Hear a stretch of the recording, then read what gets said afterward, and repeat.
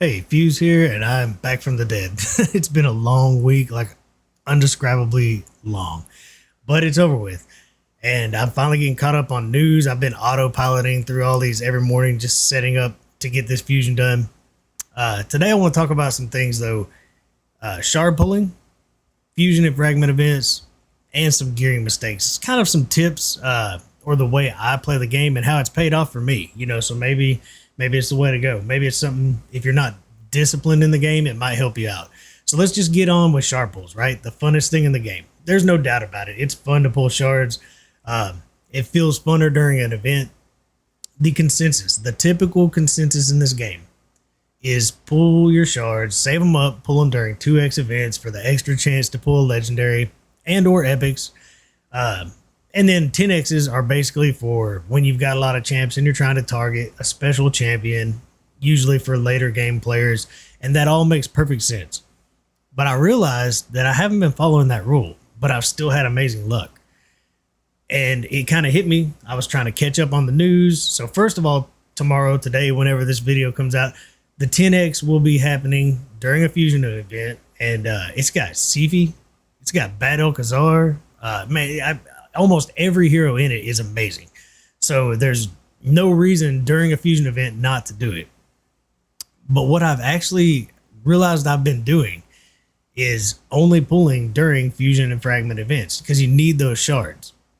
You can get by on the first event where you just get points for pulling the type of hero. Epics give you so many points. Legendaries give you a lot more. And if you get lucky, I did pull some legendaries last weekend. I haven't really had time to talk about them. I'll talk about them in a minute, but you can be done with that really quickly if you pull a lot of epics and or a legendary or two. And you can use green shards to kind of finish that out. And then the next tournament or event, I always get them mixed up. It gives you points for pulling sacred shards. Those yellow shards are worth 500 points. And I think it's like 2,000 or 2,500 to get where you want to get your pieces of fragments or your characters from the fusion. You got 4 or 5 yellows, you're done. It's just that easy. But I only pull during fusion and fragment events, and they always line up with either a 2x or a 10x. Actually, they always line up with one of the 2x's and a 10x every single time. And lately, Raid has been giving us amazing 10x's. That's the only time I really need to pull. Even if it was out of place, I would still only pull during these. Because on my smaller account, now let's get into even you hear me say it all the time. Shards will break your heart. They'll let you down. You can buy 100 of them, and even on a 2x, if you're looking for a legendary, it goes from 0.5 to 1%. That's still 1 out of 100 shot, right?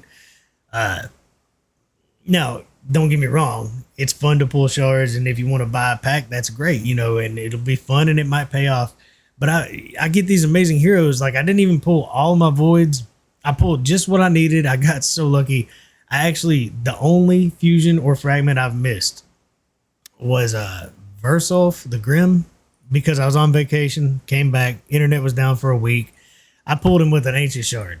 I haven't built him out. He's way down here somewhere. But last weekend, I actually got the one that I missed. So I'm super happy about that. And then, and I also got a real treat. I pulled a few void shards and got this guy, Cardiel. Man, guide coming soon. He's absolutely amazing. Don't sit on him. But anyways, super lucky. I wanted that new epic Eurogrim or whatever the heck his name is. I didn't get him, but that would have been cool because he's absolutely amazing. He's a lot like Bad El, but Bad El would be awesome too. But I've got tons of shards.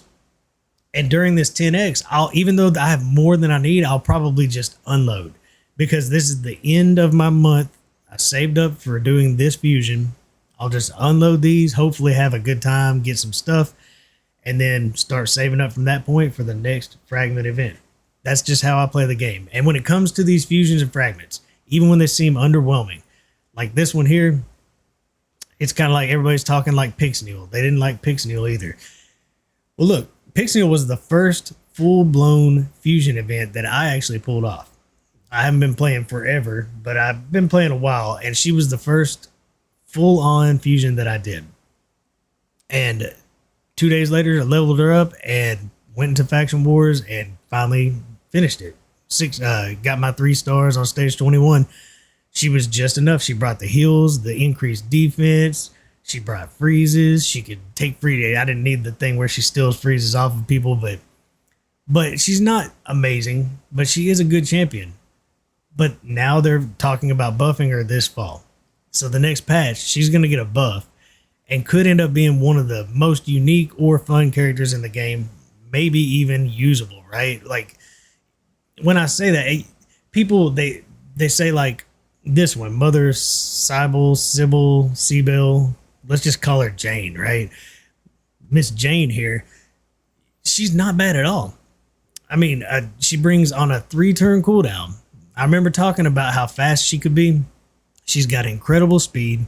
She increases her turn meter with her A1. She puts up revive on death for 2 turns. I mean, she's not a bad champion at all. But a lot of people who are talking about her have amazing champions. They don't need her, right? But you might need her. If you're not doing fusion and fragment events consistently, she might actually be somebody you need. And if they ever buff her, she'll be amazing. You get it. I'm not going to go on. But my smaller account, my free-to-play, Herndig is one of my favorite characters in the game now. He brings so much. They gave us Ninja.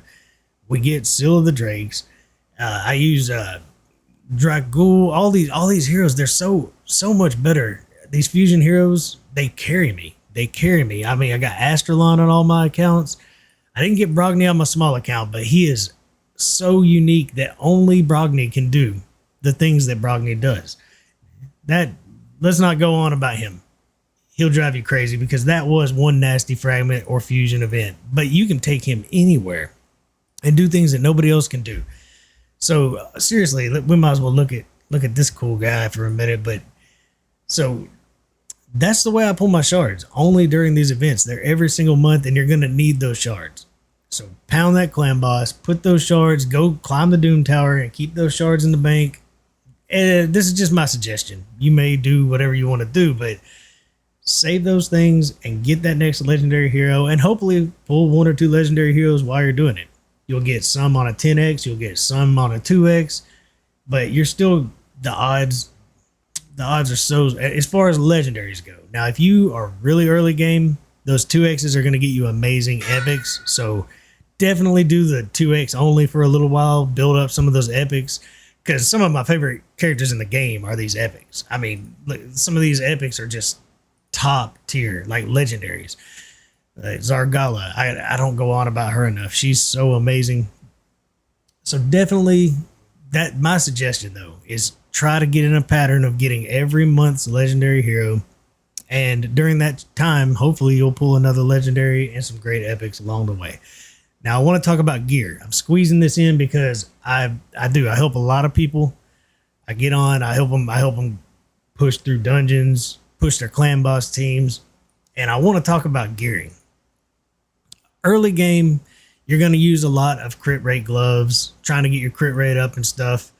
But when you're trying to move to that next level, trying to get some people that really can hit hard, and you're trying to figure out your gear, you really want to move. Let's just go into the gear real quick.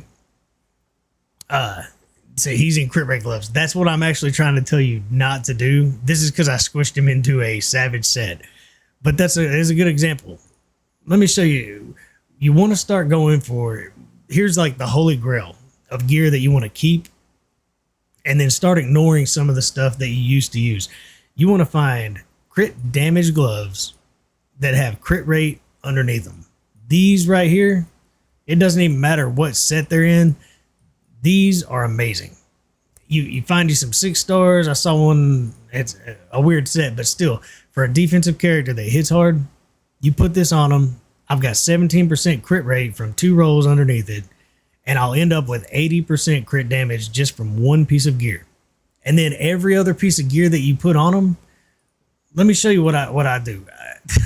Go to substats, hit speed and crit rate, and what's the primary? Get rid of that. And go through here and roll. You'll see all this. Let's get out of equipped. Even this stuff's rolled up. Every one of them should be rolled up. I've gotten a few pieces. If it's got crit rate and speed under the substats, that's a piece you want. and you want to see how it lands. Is it going to give you, look, speed, crit rate? You're hoping to get 2 rolls on speed, 1 or 2 on crit rate, or vice versa. That's how you make your champions fast and hit hard. You're going to want crit rate on every piece of gear, like every piece of gear. Now, if you start looking for, there's so many more combinations that are amazing. Like the ultimate piece of gear, like speed boots on everybody. But what do you want underneath those speed boots? You want crit rate, or hopefully maybe the attack percentage for an attack champion, defense for a defense.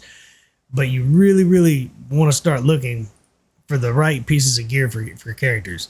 Now, I use crit rate gloves on characters that I'm trying to make tanky. I'm not building them for damage. And I know you can build Vizix for some actual damage. But when, I use her as a tank in a frost set, she provokes, she freezes people when they hit her. That's how I roll with her. And she's absolutely amazing, by the way. But I do want them to still hit hard. So they're not going to have crazy crit damage in the end. I still will give her crit damage. I'm sure I did, to increase her damage.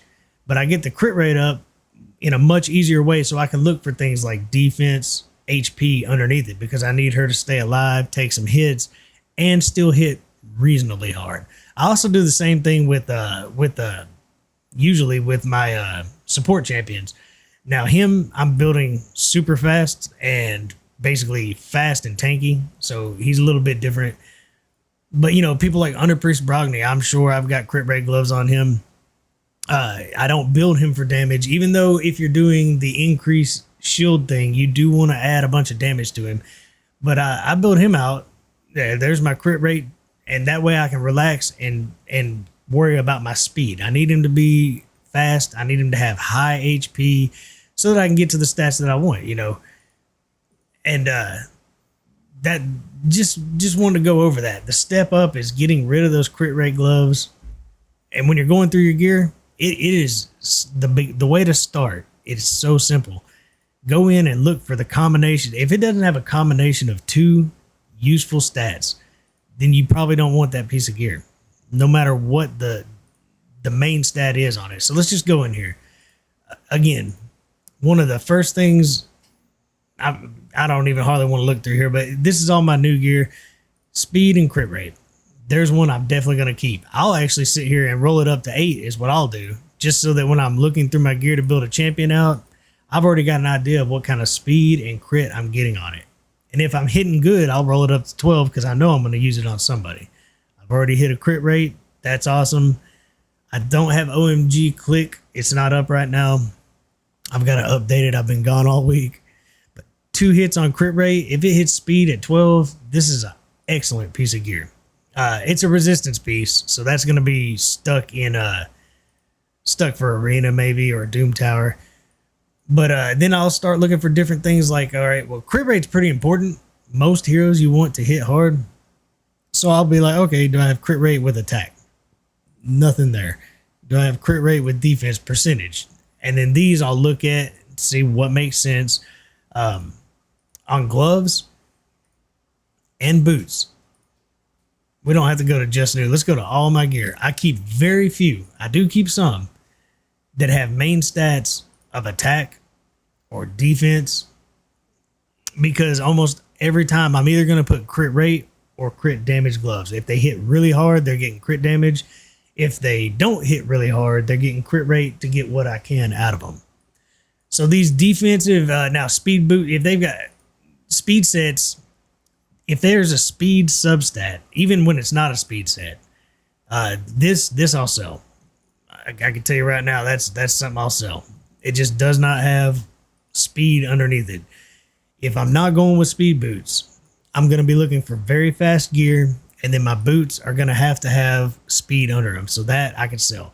And I go through here and do the same thing with gloves. I pretty much will never use attack or defense gloves. Pretty much never. Because if you have a damage dealer, you don't want attack percentage on the gloves. You want crit damage every time. It'll outweigh it. Now, there are exceptions. That's why I hold on to some of these. People who throw out bombs, they can do amazing work with just attack. So it's worth keeping a few. But a lot of this, if I go through here, I probably would sell the majority of it. That's why there's not that many. Perception, I don't know why I'm holding on to all those. So just letting you know, when it comes to gloves, you're looking for crit damage almost exclusively for your damage dealers, and crit rate as a sub roll makes it an excellent piece. Crit rate and speed on anything you can get your hands on. Just wanted to kind of go over some of the things I'm seeing. It will increase a lot of people when I look at their accounts. It's going to help your builds get a lot more damage out of them. Other than that, I hope everybody has good luck. There are nothing but amazing champions in this 10x event. So let me know what you got. I'm going to go all out tomorrow. This is actually a pretty decent load of shards here. And maybe I'll get one more good yellow one from the clan boss. Who knows? So I wish you all luck. I'm glad to be back and out of this nightmare.